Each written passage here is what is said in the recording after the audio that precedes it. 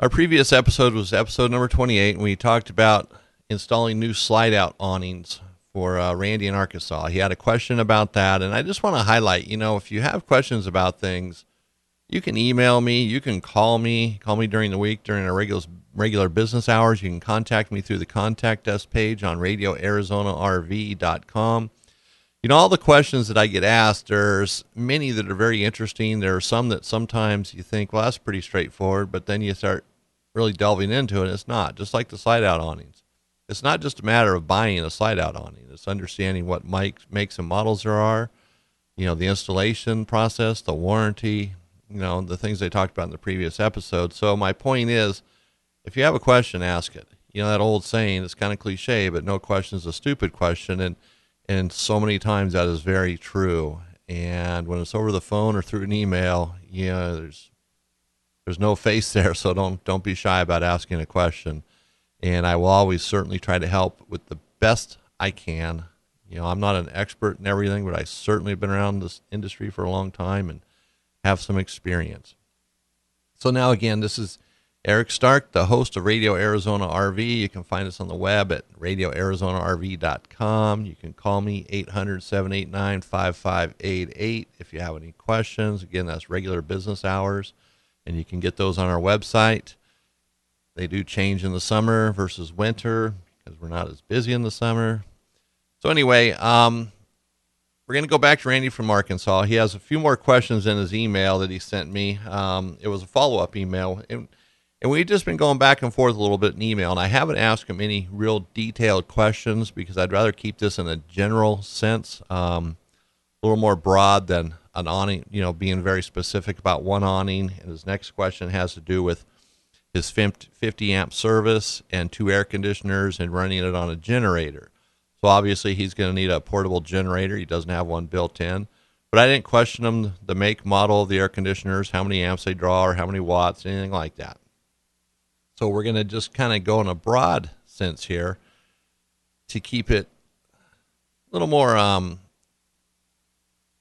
friendly towards everybody. That way it's not one air conditioner specific, one brand of generator specific. And speaking of brands, Randy did ask what brand to go with. And I would say in the RV application, you'd want to go with an inverter type generator because they're quieter. You can stand right next to them and have a conversation. And I prefer Yamahas, but a Yamaha or a Honda would be the way to go. And they do cost more than some of the other brands, and sometimes substantially more. But they are the way to go. You can get parts for them. They're quality products. I know they're not built in the USA, but what is anymore? But they do withstand the test, or they actually have stood the test of time. And I'm not saying some of the cheaper brands or the off brands are horrible. Like I just recently bought a Generac for my house. It's a backup to my Yamaha inverter type generator because where I live, the power goes out quite a bit during the summertime, and having a couple generators to kind of keep things going makes it a lot easier rather than having extension cords. Generator can make it easier. And the one I bought wasn't an inverter type. I bought it from one of our suppliers. So it's going to be noisy and loud, and that's fine. It serves its purpose. But for an RV, you really want to go with the inverter type. They're quiet. Your neighbors aren't going to be mad if you're in an area where that makes a difference, they're having a loud generator versus a quiet one. So back to his question, which was more specific about what size generator does he need to run his RV with 2 air conditioners on it? Well, more than likely, the straightforward answer would be a 6,000 or 6,500, somewhere in there, depending on what his air conditioners draw, what kind of wattage they're using, and what they need for running versus startup. And sometimes this is also talked about in amps as well, how many amps they use on startup versus running. Because when an air conditioner starts, that's when it draws the most amps. And so the generator has to be able to deal with those amps, and have extra, not just enough. It needs to have extra. Something will fail eventually. And so for everybody, you have to get out the owner's manual, do a little research, and see what your air conditioner actually pulls, amps and watts. and then you're going to buy a generator accordingly. And also, you want to buy bigger. If you have two airs, you definitely want to buy bigger because you're going to have to run two airs. But you want to have more than what the air conditioners need because you're still going to have the rest of your RV that you're going to want to have powered up. And you want to be able to run other appliances, other things while the air conditioner is running. And let's face it, if you're in an area where your air conditioner is running in an RV, it's a hot area, and the fan will be on all the time, and the compressor will be on a lot of the time. So you want to be able to run a microwave at the same time, computer, lights, etc. So it's important to buy bigger, and price might be an issue. But if you have to wait a little longer, save up a little bit more, make sure you buy enough generator. With a single air conditioner, usually a 3,000 watt generator just be just fine. Two air conditioners, you're just doubling it to cover for that second air, 6,000, 6,500. So it's pretty straightforward on that. Just buy, see what you have in your RV, check with your RV store. Wherever you're going to buy your generator, check the prices. But like I said, I prefer Yamahas, but Yamaha and Honda are both very good quality. And I think everybody knows both names, and they've been around for a long time. And now your friends and family might have bought other brands. There's Generac, there's Kohler, there's Champion, there's a zillion brands of generators. And if they've had success with it, that's great. Kippur was a big RV generator, which still is, but it became hard getting parts, and then it got rectified. So you have to look at that too. Don't just buy it for today. Buy it for down the road when it needs a tune-up, when the carburetor fails. So you can keep it running because you have a big investment. If you go cheap, you'll probably just end up throwing it away because you can't get parts. So that's a little bit more than Randy's question, but you have to see what your air conditioner needs, what your RV actually is using for wattage, amps. And, I wouldn't go around to every appliance. You have to look at, you're not going to have everything running at one time. Just, your microwave is probably your second biggest draw on power besides the air conditioner. So if your air conditioner and your microwave can run at the same time, then you've probably have bought the right generator or are going to buy the right generator based on those two appliances only. And always buy a little bit bigger, and you'll always be covered. So now I also want to address his other question, which is about the tires that came on his trailer. It was a brand new fifth wheel, and they came with Castle Rock tires, and his particular ones were load range D. And his question was about the tires. He's heard a lot of bad things, read a lot of negative reviews on the tires, and these tires appear to be brought in kind of by an independent company, someone that is not very well known. And there are a lot of bad reviews. I don't know that they are truly bad tires, though. Sometimes the good reviews don't ever get reported. But generally, when there's a lot of complaints, it could be an indicator that that particular tire has problems. And he was asking about going to Goodyear's, and I don't think you can go wrong with going to Goodyear. They have a nationwide warranty, and that's probably one of the most important things is having a warranty, because tires do fail. And if they fail under warranty, then you're covered. And if you buy an off-brand tire, well, let me back up. Even if the tire isn't under warranty, and let's say you have a Goodyear, you're more than likely to be able to get that Goodyear anywhere in the country, where if you buy a Castle Rock, you're going to just get another tire that's going to fit on the rim more than likely. You're not going to be able to match the tire. It's probably not a very popular tire out in the retail tire world. I doubt Tire Rack has them, or Discount, or Big O, or any of those. So it might be a little more difficult to match up. But now let's go back to the warranty. If you're concerned about the warranty, maybe you bought a road hazard warranty, or because it's Goodyear have a nationwide warranty, that's important. So you can get the warranty taken care of anywhere. And, a lot of people or a lot of companies, claim to have a warranty or a nationwide warranty. And when it boils right down to it, it might be nationwide, but it's not always friendly. It's not always expedient. And quite often you pay to get things shipped if they need to be shipped, or if you need it right away. So inspect the warranty. Make sure it will work for you.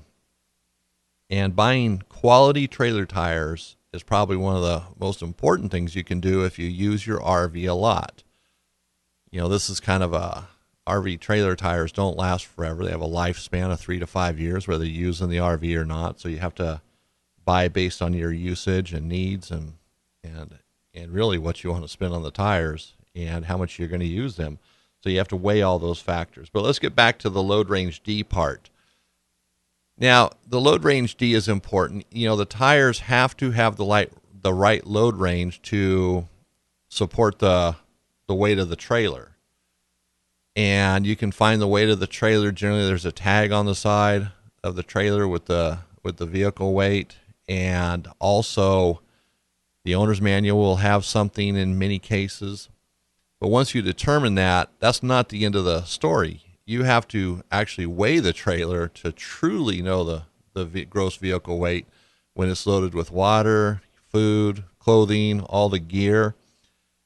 And then you look at the tires and see if the load range still works after the trailer is loaded.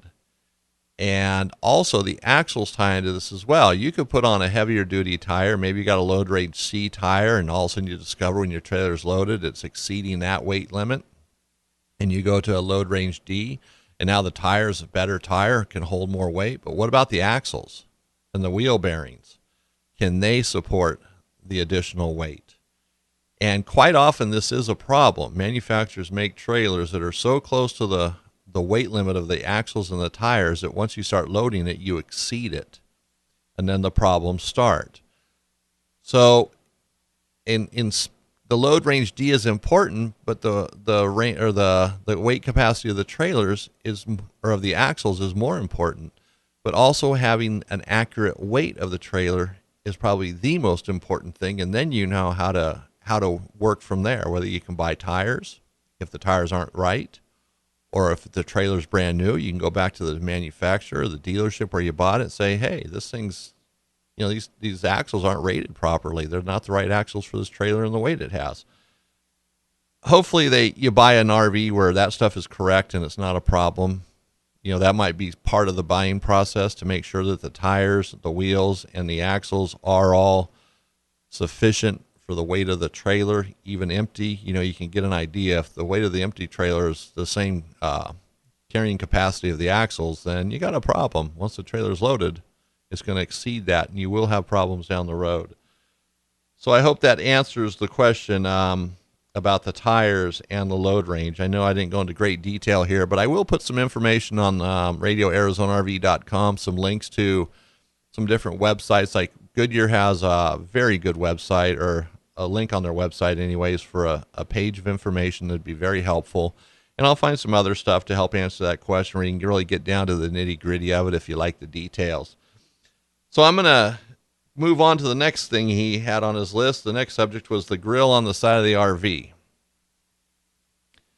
Now I'm coming up to the time here where these podcasts start getting long, so I'm going to try to keep this brief but be helpful at the same time. As I've always said, I don't like talking forever about the same subject, even though we've covered multiple things here. He bought the new fifth wheel trailer, and it came with a grill that attaches to the side of the RV, hangs on a bracket, and you hook it up to a quick connect. Probably most everybody who's bought a new trailer anyways, fifth wheel or towable, has seen these.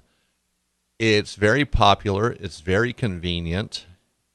And generally the barbecues are okay. They might not be the greatest, but for a weekend or so, you can generally make do if it's a little small or maybe not what you're used to. So Randy decided not to use the portable one. He wants to use his regular barbecue that he's had for years and just bring it along with him. So obviously it's not a problem for him to pack it up and put it in the back of the truck or in the trailer or wherever. But his barbecue is not designed for a quick connect because it has a built-in regulator. So it's actually designed for its own independent tank, which is very common because it's just a regular barbecue. Whereas the portable barbecue that's mounted to the side of the RV that uses the quick connect system in the RV is designed, or it's not designed with the regulator that's built in. It's using the regulator that's on the trailer itself. 99% of the quick connects are after the regulator. So in other words, the propane has been regulated down to a much smaller volume when it hits the barbecue. And then the barbecue doesn't need its own independent regulator. And so if Randy uses the barbecue he has, which if I understood him correctly, the regulator is built into it. So his barbecue wouldn't work with the quick disconnect. So he would actually have to tap into up at the tanks, put in a line there, which isn't that hard to do, or he would have to just carry an extra propane tank, which if you're packing up a barbecue and all the other things you do, one more propane tank or one more item like that probably isn't that big of a deal to pack up and carry with you. And also you don't have to worry about your RV running out of propane, the barbecue running out of propane. There are two separate systems there. So as I said, the regulator, the quick disconnects 99% of the time are past the regulator. So it is regulated. So if you have a barbecue with a regulator and you try to hook up to the quick disconnect, you won't have a flame, or it'll be very, very small. And there's not really a way where you can do it with the quick disconnect. You have to tap into the bottles and add a fitting up there and then run a separate line, which depending on the fifth wheel may or may not be a problem, or the trailer or the motorhome, but it's all doable. But I would just carry the extra tank and not worry about it. And I'm hoping I understood Randy's question properly, and that is the right answer. I'm sure he'll be emailing me if that was wrong. And all these parts you need for propane, you should be able to get at your local RV parts and accessory store. If they don't have it in stock, more than likely they can order it if you're trying to do something that's doable. You can't do everything that's imaginable with propane because of safety hazards, laws, and so forth. So the RV stores have the catalogs with all the parts in it for propane. And I've actually done a podcast on this talking about it, kind of a different area. But nonetheless, it might be helpful to listen to. I didn't have to check the number of it, but it is one of the podcasts, and it's titled with propane or LP hoses and fittings or something like that. So I hope this was beneficial for everybody. And Randy in Arkansas, I hope he benefited from it. I try to keep these short, as I said, with as much detail as I can fit in. But as always, you can call me if you have a question. You can email. You can email me through the contact us page on radioarizonarv.com. And the phone number is 800-789-5588. And I'd like to hear from you if you have a question or maybe a different thought on it. Maybe I missed something. You can help me add to it, or you have a different way of doing something that, hey, if it works, let's do it. And I'd like to hear about it. So again, this is Eric with radioarizonarv.com, and I want to thank you for listening to episode number 29 today, and thank you very much.